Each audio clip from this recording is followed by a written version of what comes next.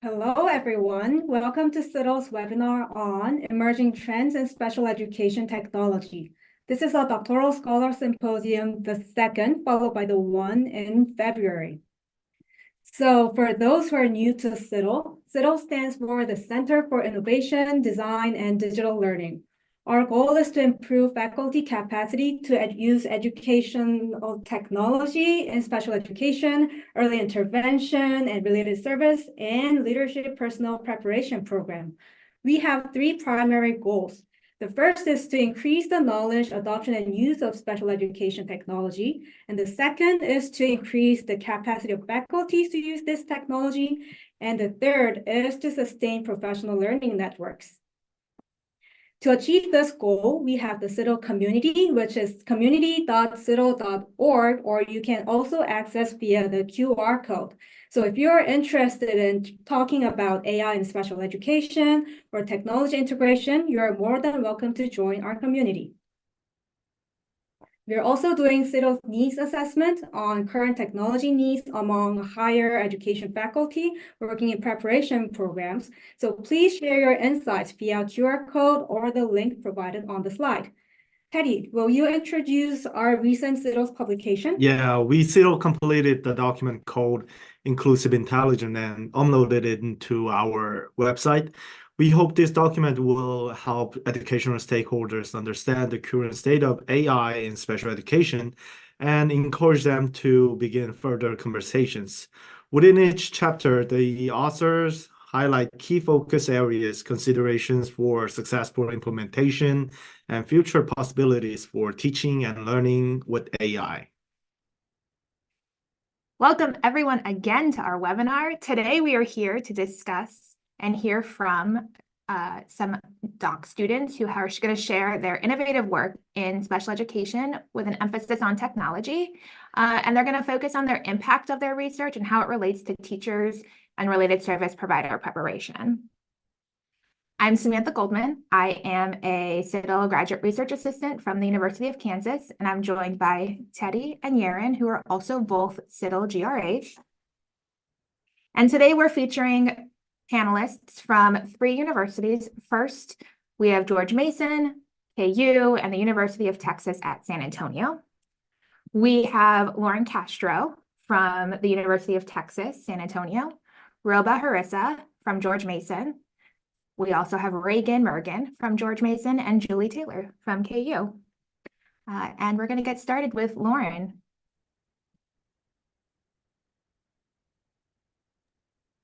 All right. Hi, everyone. I am so excited to be here and grateful to be a part of this amazing discussion and talking about these innovations in technology. I am from the University of Texas at San Antonio, and I am specializing in interdisciplinary learning and teaching with a focus in special education. Okay, so for my research interests, I'm looking at leveraging AI technologies to enhance augmentative and alternative communication devices, which is also known as AAC devices. And so current issues that are being addressed in the research is that individuals with certain disabilities like autism, cerebral palsy, and Down syndrome have higher rates of speech and language disorders. And this causes them to have low intelligibility, which is just another way of saying it's hard to understand what they're saying when talking with new communication partners. And so this can really impact their communication needs and their social emotional well-being. Now, current interventions that are used in speech-language pathology include articulation therapy, language therapy, and also providing them with an AAC device. And AAC is a great way to facilitate communication, but it also requires extensive amount of training, and certain devices do have limitations regarding vocabulary and access to them. So that's kind of a challenge in that process. And my thoughts were thinking of the AI advances and how technology continues to evolve. These technologies could potentially be applied to these types of technologies, but currently there is very limited research on AI technologies being incorporated into technology and assistive devices in speech language disorders. And I feel like this is important because integrating this type of technology could really provide more options tailored to individuals' voices. And so again, like I've said, with the advances in technology and everything, there's potential to make them even better and more accessible and more personalized than they already are. And this just allows another avenue for individuals to be able to communicate their wants and needs, share information, and really be able to create relationships with people that they wouldn't be able to before. And this would really impact the communication and quality life for individuals with speech language disorders.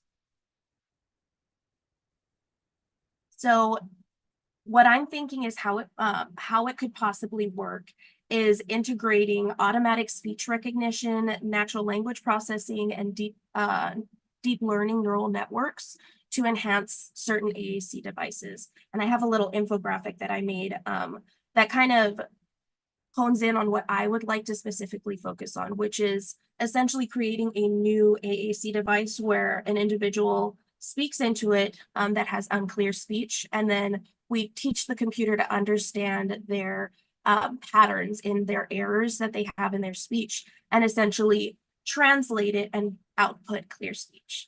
So this is just another way of creating a new type of device for individuals who want to use their own voice and not have a speech generated device, so they're able to produce something themselves. And really going into current and planned research, using automatic speech recognition to transcribe AAC language samples for analysis. That's how it's currently being used. And then incorporating machine learning to enhancing the user experience. And it's also being used to personalize and customize different types of devices. And I also found that there's potential for certain type of neural networks. So there's convolutional neural networks and generative adversarial networks. And I won't go into that now because it's a very loaded topic, but these types of networks work on visual translation. And so I feel like there's also potential, and research has shown that there's potential for this to translate images such as individuals using American Sign Language and translating that into text. And so again, just kind of leveraging this these AI technologies to be accessible for translating unclear speech to clear audio. That's where I really want to take my research. And now going into the idea of training programs and providing information to teachers and other individuals that are involved with AAC, I feel like an interdisciplinary approach is very necessary in this particular area to enhance not only the devices, but to also have like the side of a professional in speech language pathology that knows a lot about AAC, and then collaborating with computer scientists to really find a way to help these devices tailor to each individual's needs. And so I feel like that's definitely important. And just like with AAC training, it's very important to involve the users, the families, the professionals that are in their circle, and also including the individual in the design process to really make it their own is something really critical. Also, research talks about different types of learnings to transfer learnings to really enhance those devices, and also looking into new areas of research regarding education programs. It's really important to maybe look into creating mentorship programs or workshops or online courses. And that's another area that I'm kind of looking into, to just provide that information to individuals so they don't have to go looking for it themselves. I know we all don't have a lot of time on our hands. And so anytime we can find something, a resource, we just go straight to it. That makes it so much easier for them to be able to learn about it and implement it into their classrooms or whatever environment they are in. And so that's an area that can definitely be looked into. And also, like I mentioned before, the interdisciplinary collaboration, not only with computer scientists and SLPs, but the SLPs and the educators in really having everybody have a role in creating these technologies. So it just makes it more personal, and it really drives people to want to help these individuals and really participate in this innovative technology. And then also, I've mentioned before, like really focusing on user-centered design approaches and really involving the person that's going to be using the device, because essentially it is their voice that you're helping them find and create. And so they very much need to be involved in this process. And also just looking into hands-on training, video tutorials, and looking into doing those pre-service, in-service training programs.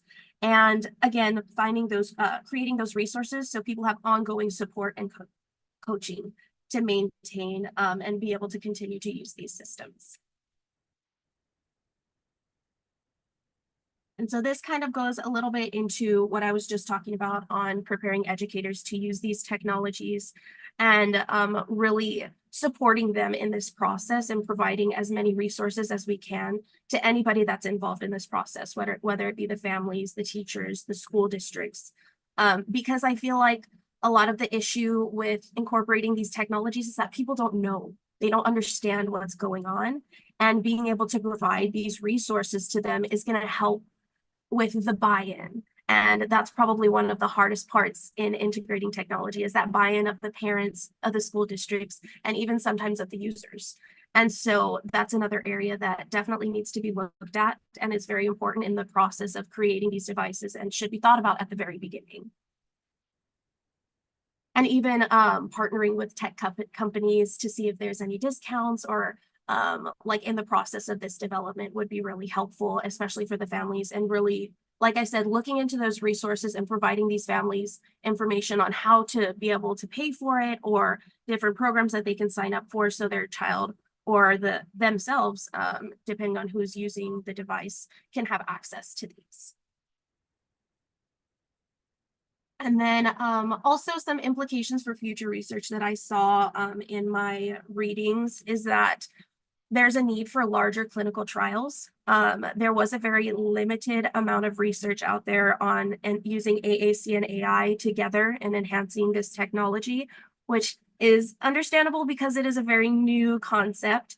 But really, for the long-term impacts, we need to really think about creating these larger clinical trials. And I know, as we are all researchers, it is very hard to be able to recruit that many people. And so this is just another challenge that will be a potential for future research, but is definitely something that with a lot of hard work can be done.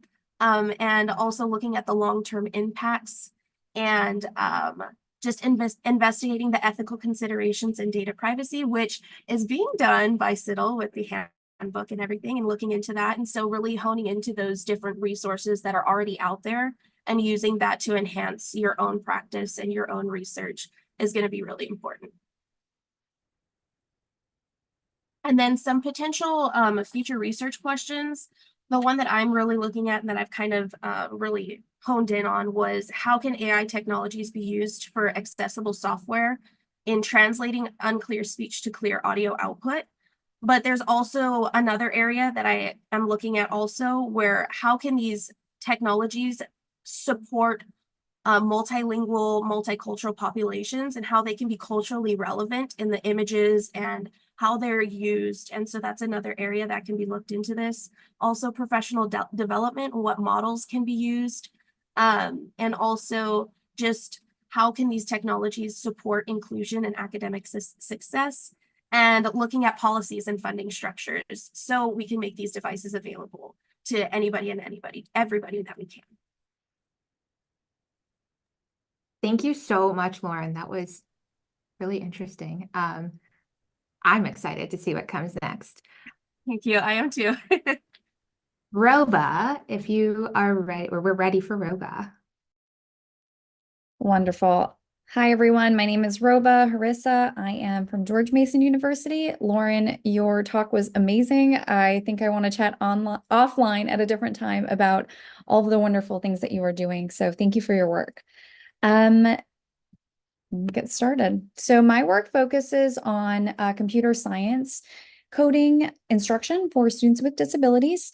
So we know that teaching computer science coding for students with disabilities is really important. We know that it's being increasingly integrated within our standards. We are focusing a lot on it internationally and nationally, and we know that integrating computer science coding is really beneficial for students with disabilities. So one of the things that we are trying to target in my research is how can we use or sort of incorporate computer science coding within instruction in K through 12. Sometimes it's a little bit difficult because there are so many things happening within the school day. So to ask teachers to, first of all, teach a subject that they are not familiar with usually, and second of all, to teach a subject that they don't have time to do so in the middle of the day is really difficult. So one of the things that my research is focusing on is how can we find ways to integrate computer science instruction within already sort of subjects that are being taught within schools. So the literature tells us there are wonderful interventions that are out there to teach computer science coding by itself for students with disabilities. And there are not that many sort of research articles that focus on integration. Some of them focus on integration for students without disabilities. Some of them are focusing on integration of computer science coding into math instruction. But one of the things that I have found in my research is that writing and computer science are both have similar processes. So the way that we sort of learn how to code and the way that we code using block-based coding is very similar to the way we think about writing instruction and the way that we process writing. So for example, thinking about when we want to create code, we are planning our code, we are drafting our code, or sort of trialing our code and then coming back to revise and working through bugs, which is really similar to what writing instruction looks like. We draft our writing, we brainstorm prior, then we go back and revise and edit. So the similarities between computer science instruction and writing instruction are very similar, or the processes. And so the literature shows us that there are not enough interventions that focus on computer science coding within writing instruction. So that's kind of the focus of my research. Specifically, what I've been working on is a technology-based graphic organizer that is embedded with Universal Design for Learning supports called COCO. And this technology-based graphic organizer is an NSF grant that helps students sort of work on coding and writing at the same time. The graphic organizer kind of walks through students through a step-by-step on how to sort of plan out and draft their essay and write it through. And then based on their essay, sort of create an animation in Scratch or another sort of website. Right now, it's specifically Scratch that has to do with their written essay. So students go through the graphic organizer and they kind of write column by column, row by row, all of their information within their essay in response to a prompt.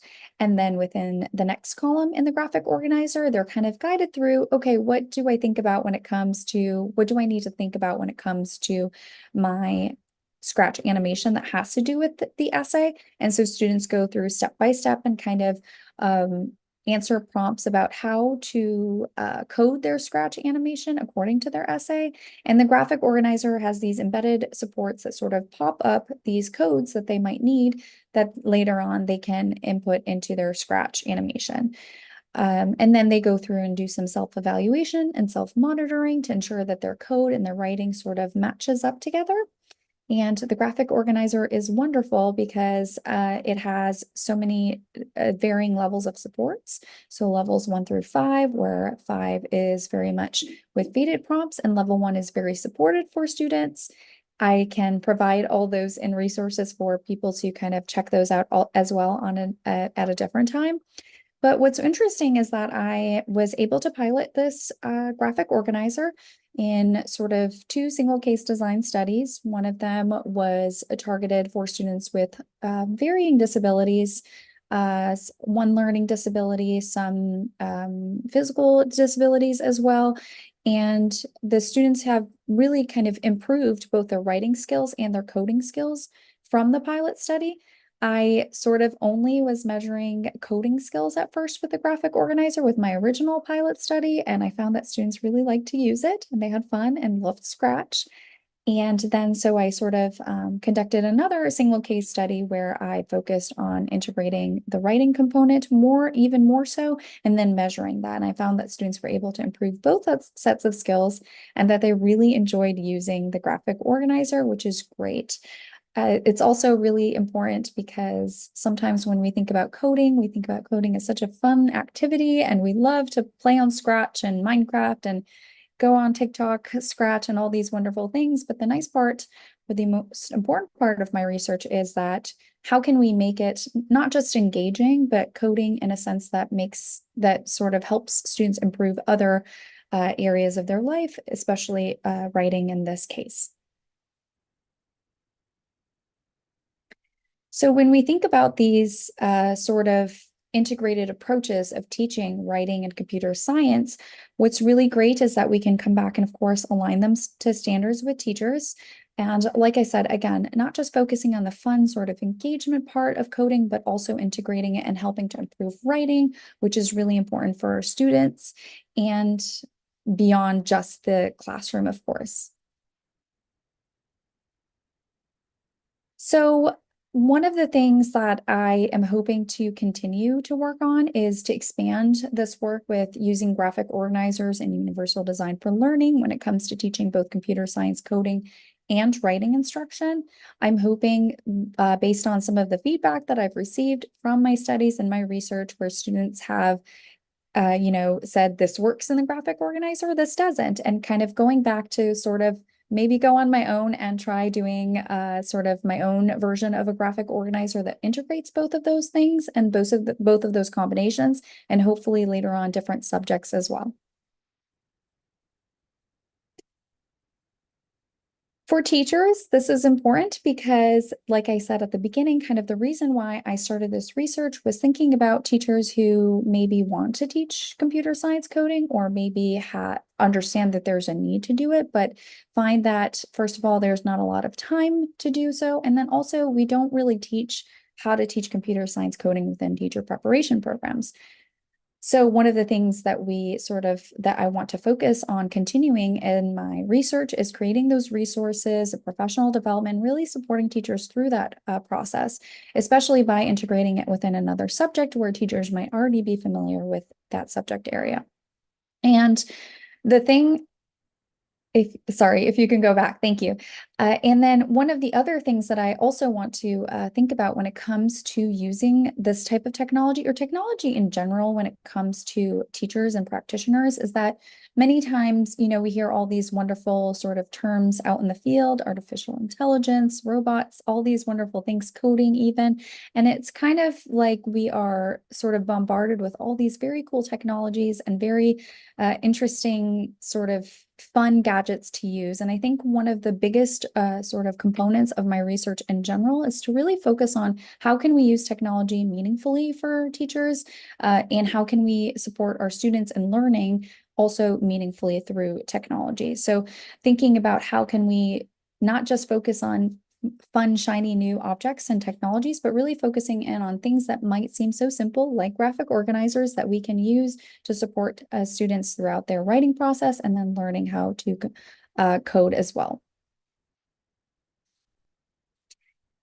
Speaking of shiny objects and all the wonderful things that we hear about artificial intelligence, I think this is something that needs to be further explored in the realm of computer science coding. So I am hoping to continue doing the research with supporting students in learning computer science coding, but also writing, and how to use artificial intelligence to sort of support that process rather than hinder it, or rather than kind of shine away from it.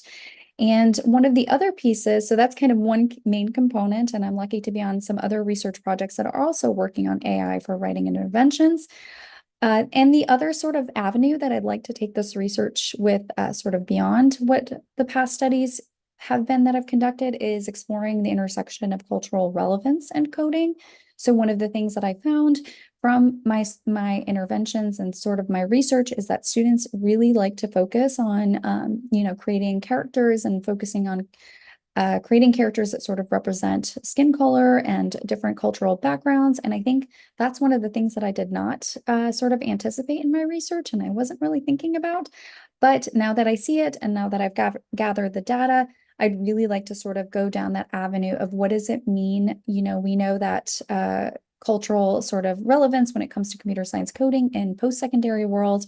We know that we still need more individuals who have sort of different varying backgrounds, disability, and culture to enter STEM fields. But I think this is one thing that I'd like to further explore in the K through 12 setting.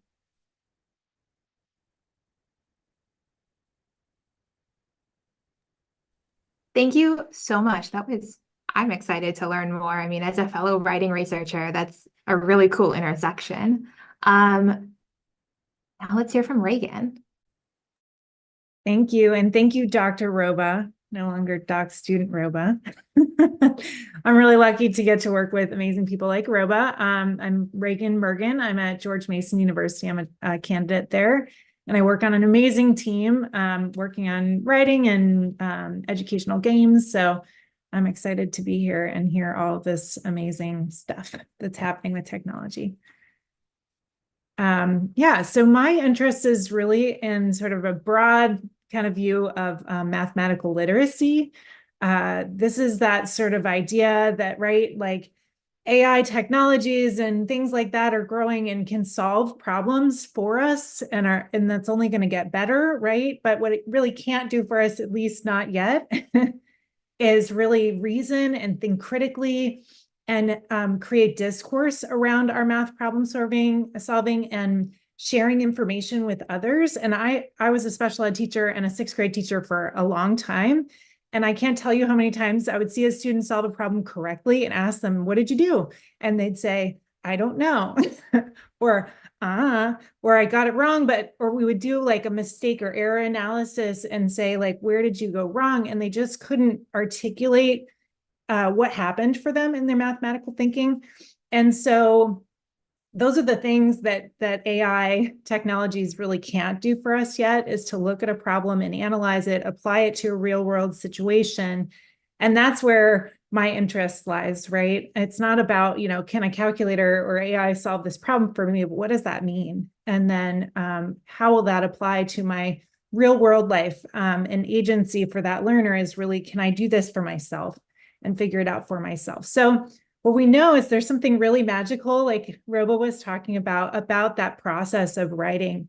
It helps me develop deeper thinking about a topic, whatever that topic may be, coding, math, whatever. And it helps me create a discourse within myself and then share that information with others. And so that tool of writing and being able to kind of do that deeper thinking can be applied, I think, and we see it in the research, to math and how I solved a problem and can I make a claim about that problem and defend it. So that idea of writing to learn can be applied to math as well. And we know that for a lot of learners, not just learners with disabilities, but for many learners, it's really hard to articulate your thinking about math.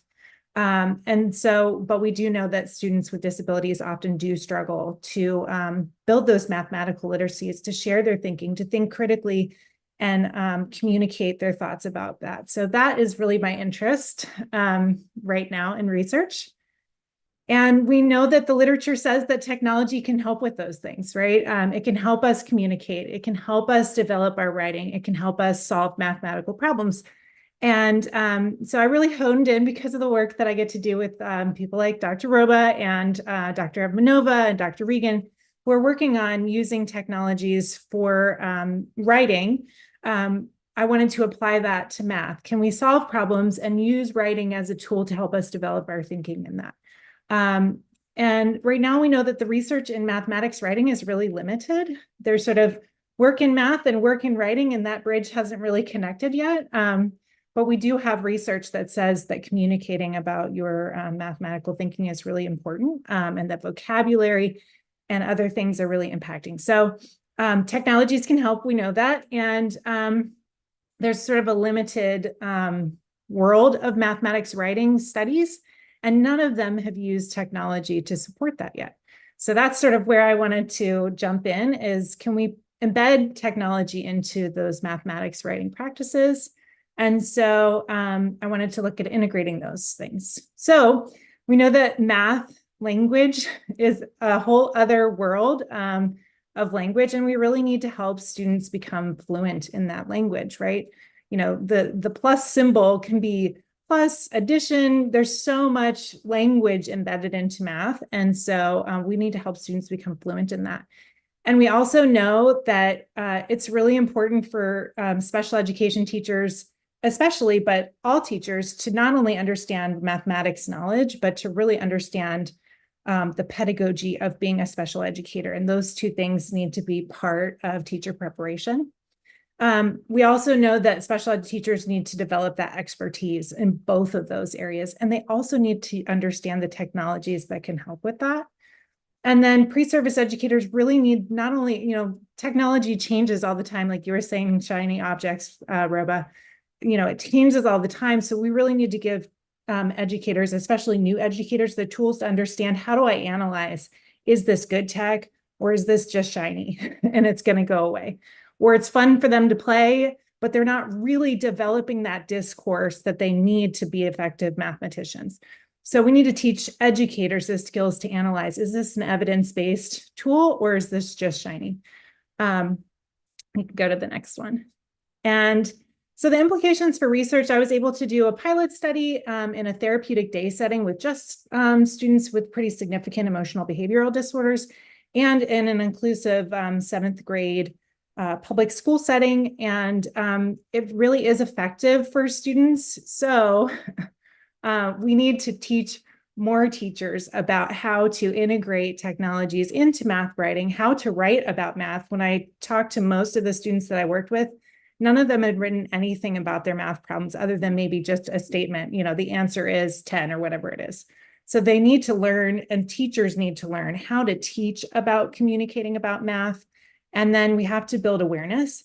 There are some amazing technologies already out there for working in math, less so for working with math writing, but not just pre-service teachers, but faculty also need to have experience with technologies.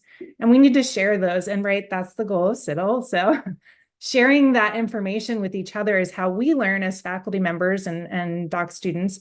And then that goes out into the field. So not just students, but educators need to understand how to use these technologies too, and collaborate and share that information. And we also really need to planfully use those technologies, not only in our university setting, but get that out into the field, have pre-service educators working in their field placements, practicing with these technologies, right? And then we need to extend and replicate these studies, right? My interest is math writing, but we need to build those into existing evidence-based practices for math and get those technologies, you know, replicate and extend those studies using technology so that we're building on what we know works for kids with technology. Yeah, and just help educators learn how to do that. I think so much of that is just, we haven't had exposure yet. So we need to work on that too. Yeah. Thank you so much for sharing your research, and congratulations, Dr. Roba. We get to now hear from Julie Taylor, taking a different approach to technology. Julie, you are up.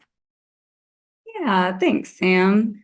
So I'm Julie Taylor. I'm a doctoral candidate at the University of Kansas. I am in our Systems and Policy Studies specialization.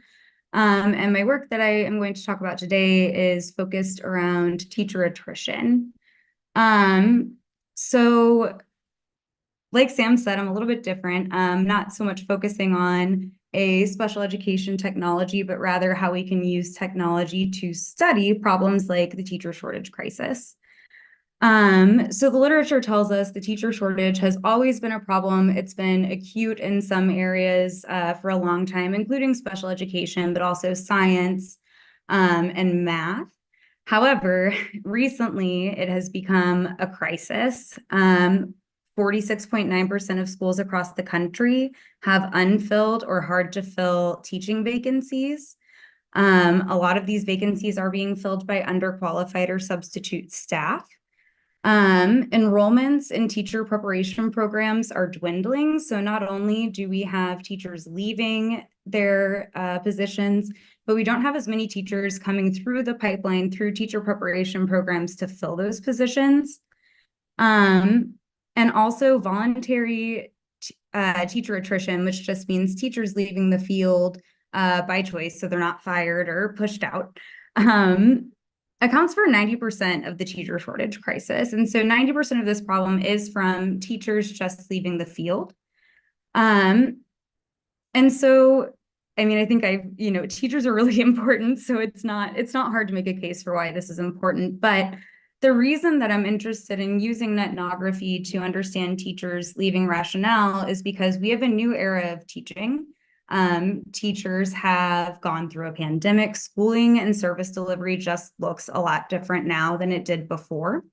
And yet we're using the same tools to identify why teachers are leaving the field. Some of those include the teacher follow-up survey, which is sent through the National Center for Education Statistics. And these are powerful tools. But one of the problems with them, or rather one of the limitations with them, is that they are forced choice measures of why teachers are leaving. So why did you quit A, B, C, or D?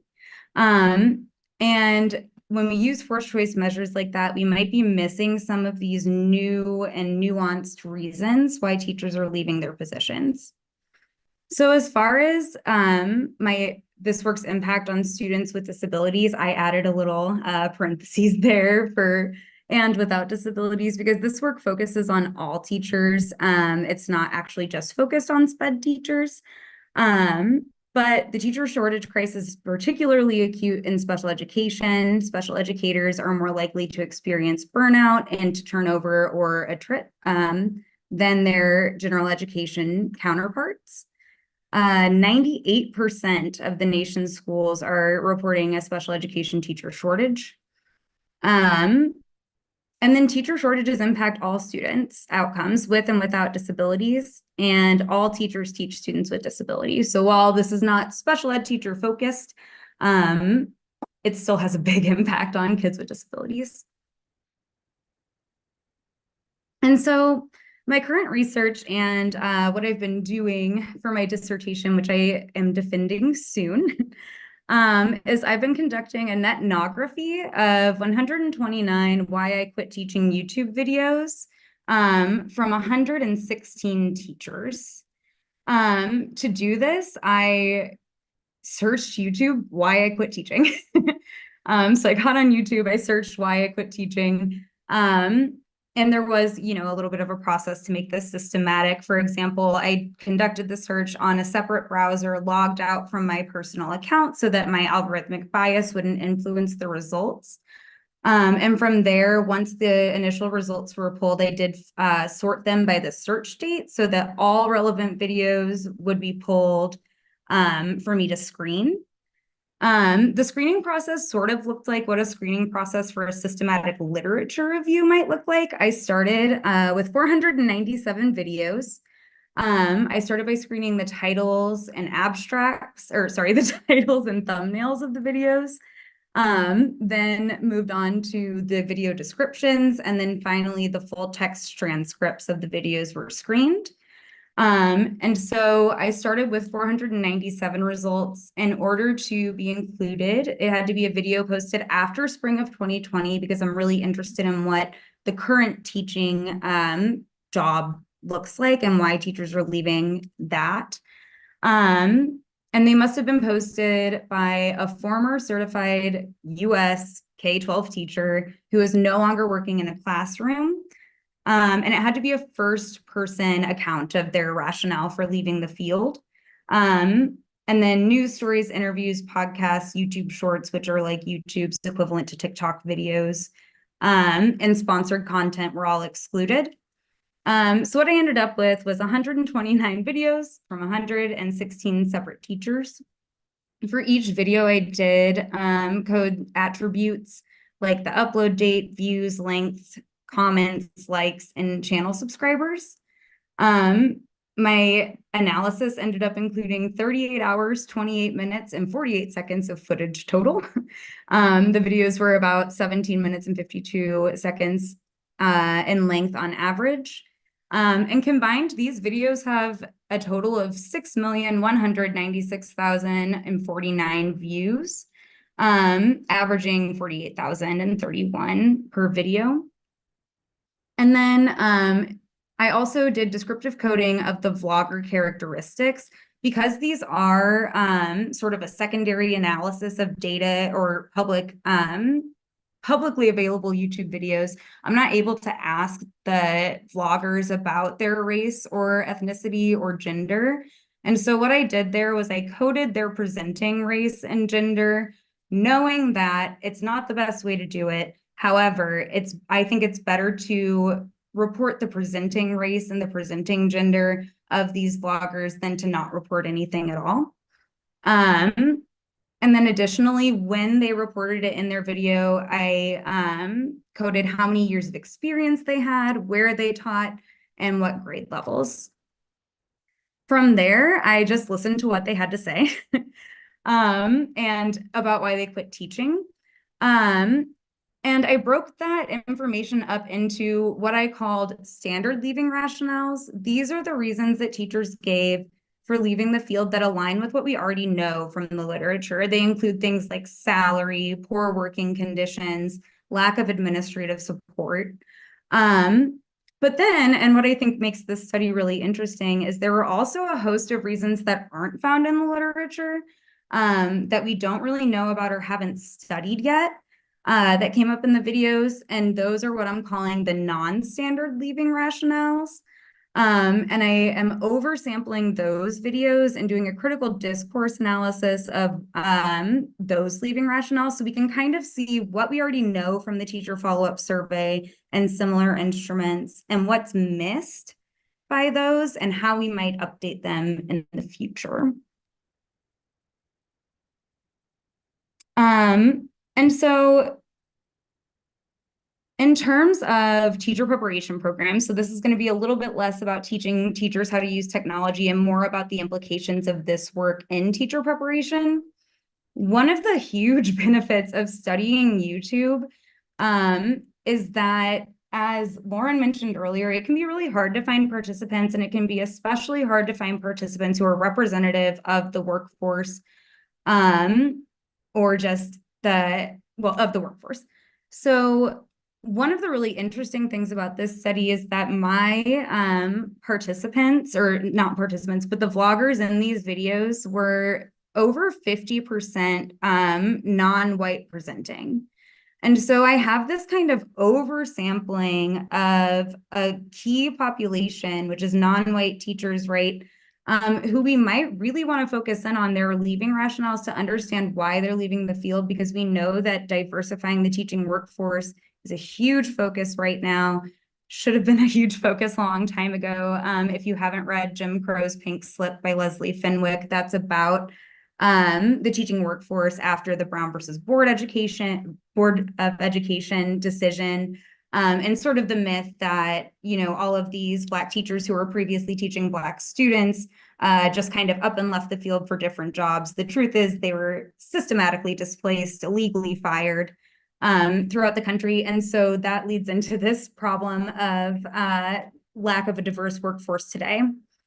Additionally, in terms of the critical populations that we might want to study using ethnography, a lot of the research on teacher attrition is on novice teachers, and that makes sense because we know that teachers burn out in their first 5 years. However, within this study, 25% of the vloggers had 0 to 4 years experience, but 22% had 5 to 9 years, 10% had 10 to 14 years, and 10% had 15 plus years.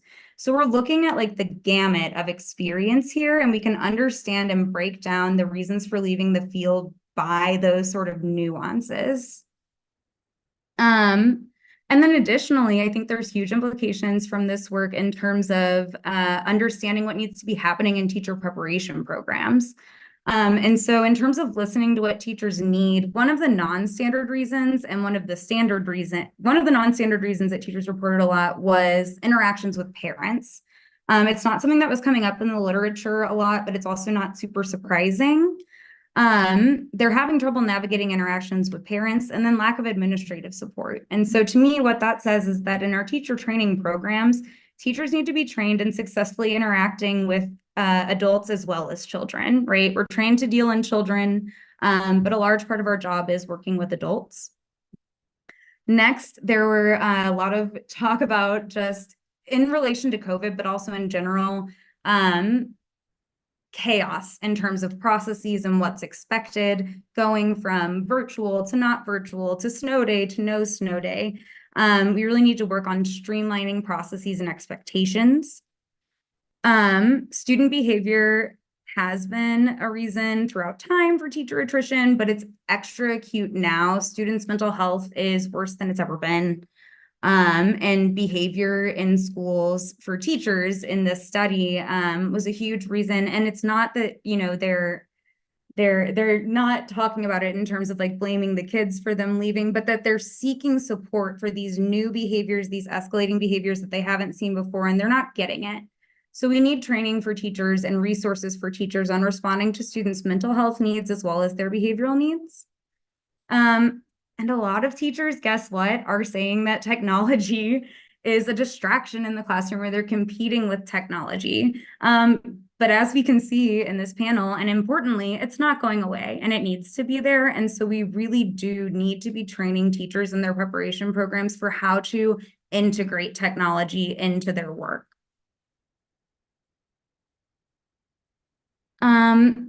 And some of the implications of this work have been both, you know, learning new things, but also adding nuance to our current understandings of some of those old standard reasons. So for example, administrative support across time has always been like the most reported reason for teachers leaving the field. However, what I found in this study is lack of administrative support can mean one of several things.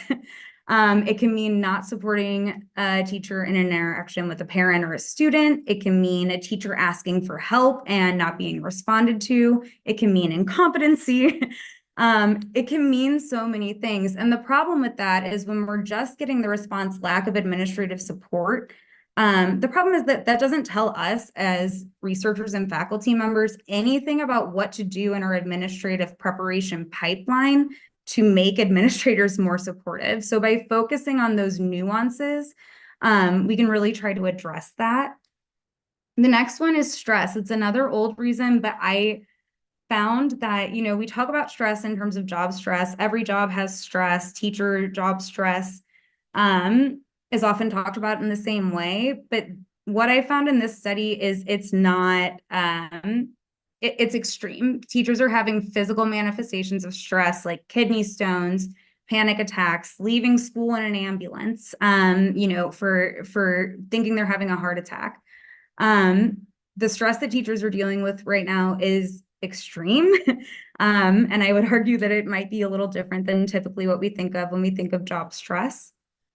And finally, working conditions are another one of those old reasons that this study can add nuance to. First of all, the teacher shortage itself is contributing to the problems with poor working conditions because we don't have staff to cover shortages. Teachers' workloads are expanding because they're covering classrooms on their lunches, on their plan times that don't have subs. There's a lack of flexibility in terms of being able to use the restroom when you want to, being able to take off work because of the sub shortage.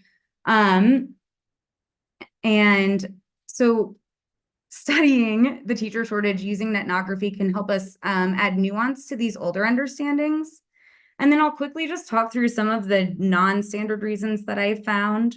The first one, and one of the biggest ones, is violence. The threat of, whether it's a direct threat or indirect threat of violence, school shootings, drills, to direct experiences with violence, including being punched, kicked, hit at work, racialized microaggressions. All of these things are a big reason why teachers are leaving the field.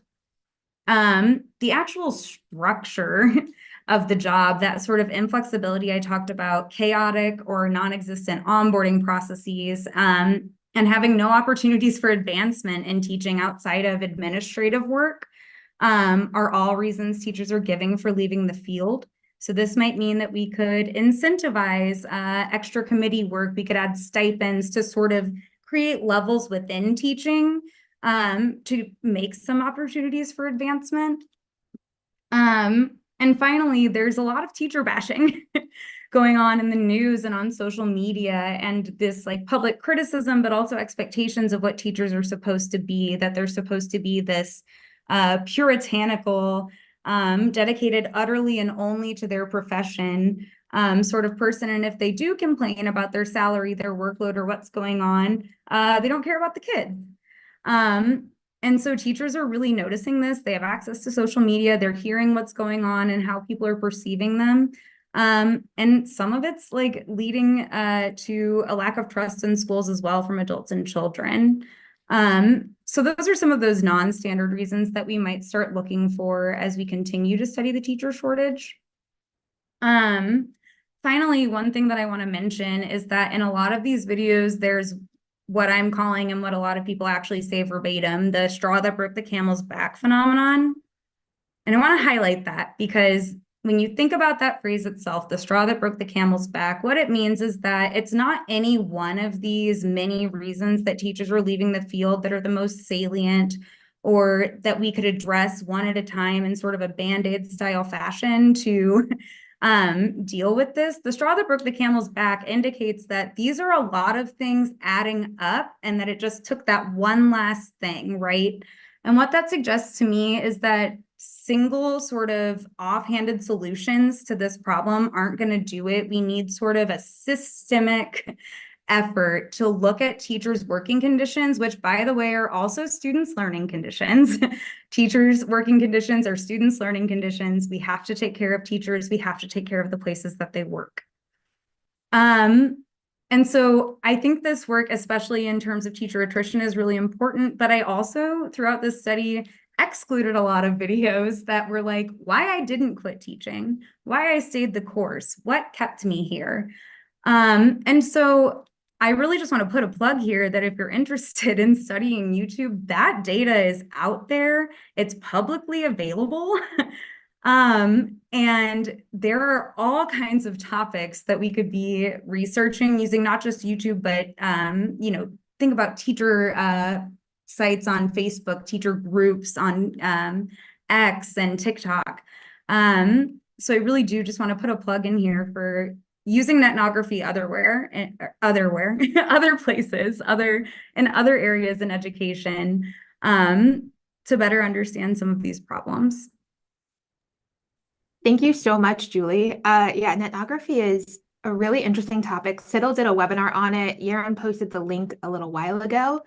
Check that out if you haven't seen it yet. Thank you to all of our panelists.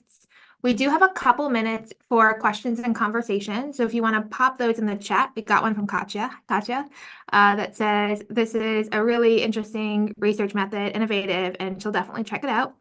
Great job for all of you. Fascinating and cutting edge research. And while people continue to put questions in the chat, I do want to highlight that we are going to put this webinar along with the slides and some added resources from our panelists into our community as a module. So you'll be able to go in, watch each person's video, have some guiding questions and extra resources. So if you're not already a member of our community, Angelica just put that into our chat, make sure that you join our community so you can get access to all of these resources. While we wait for the rest of the questions to come in, again, if you have a question, go ahead and put it in the chat. I'm going to ask the question of now what? So some of you are finishing, some of you are at the beginning. What's the next step, either in research or in life, if you know? Whoever wants to answer. I can jump in. I'm on the job market. So if anybody is looking for a competent researcher and charismatic colleague to join their team, please do contact me. And in terms of what's next, like I said, I think that there's a lot of places for netnography to go in education. There's not a lot going on in netnography in education. I've seen some stuff in higher ed, but I see this as a really fruitful line of inquiry that I'd really like to continue myself in terms of teachers and their working conditions, but also sort of mentor other people on, you know, how to do this work. So that's maybe what's next for me. Thank you so much, Julie. Anyone else want to share? You don't have to, I realize. I can't. For me, for my research, one of the things that came out is students. So I used a technology-based graphic organizer for the writing component, but they really, like Roba was saying, wanted to see those integrated tools. So using virtual manipulatives within and being able to write sort of a self-contained space. And I see it in educational games too, right? There's problem solving in gaming that happens, but there's no that deeper learning. So kind of find a way to pull those things together. Some game with integrated writing is something I'm interested in. And I too am on the job market.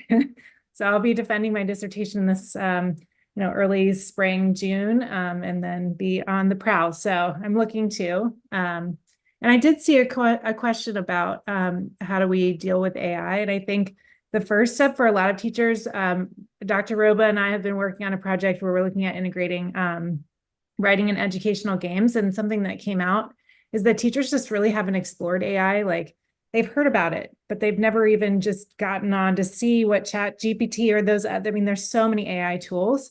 And so I think some of it is like, expose yourself to using AI and understand what that means. And I heard a really great panel conversation about AI in education on A1 or 1A, sorry, an NPR station panelist conversation. And it was really like, we need to start asking or thinking about the questions that we're asking students, right?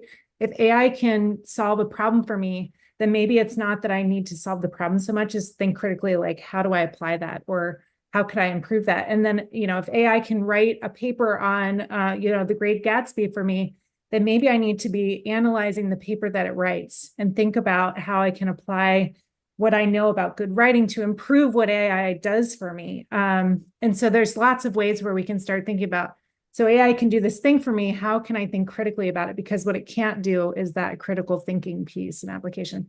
And I know there's people that know way more about it than I do, but that's just my first thought too. Thank you. And Dr. Moreno shared that UCF will have a research associate positioning opening up in the next month, which is exciting. Any other questions, or did anyone else want to answer what educator preparation programs should be doing around AI? Other than hopping into the CITL community and joining us in our conversations and all the wonderful things that CITL has to offer, as that is our wheelhouse. Any other thoughts on I think building on what Reagan was just saying earlier, which is lovely, is thinking about how, and I think actually one of the things that I heard throughout this conversation is meaningfully integrating technology, choosing technology effectively in classrooms, and ensuring that we're using the right technology within classrooms. So kind of building on what Reagan was talking about, and so many of Julie touched on this and Lauren, but coming back to teacher prep programs, I'm thinking of the classes that I teach right now where I'm teaching how do we use these different frameworks like SAMR framework or SET framework for assistive technology and all these different types of frameworks for teachers to learn the best ways to integrate technology. And sometimes it's tricky because at the moment they're like, oh, you're making me read through or look through this new framework. But in all essence, I think it comes back to teacher prep and what can we squeeze in, even if it's just a little bit or just an introduction of, hey, when you're in the classroom, remember these types of frameworks or these types of theories that you could use to really think about the type of technology integration, whether it's AI, whether it's all these other lovely things my colleagues were talking about today. So that's just something that crossed my mind. Effective technology integration and how do we teach pre-service teachers and in service how to do that. Thank you. I'm putting some resources in the chat to answer that question from CITL as well. We have the blog posts on AI, Dr. Moreno and several other CITL PIs and those associated wrote an article a little while ago about the impacts of AI on special education. And then as Teddy talked about, we have that new publication on AI. I want to take a moment to once again thank all of our panelists for joining us and all of our attendees. Be sure to join our community so you can get access to all of the resources that were mentioned, as well as the slides and the video. And we look forward to seeing you at our next CITL webinar. Thanks, everybody.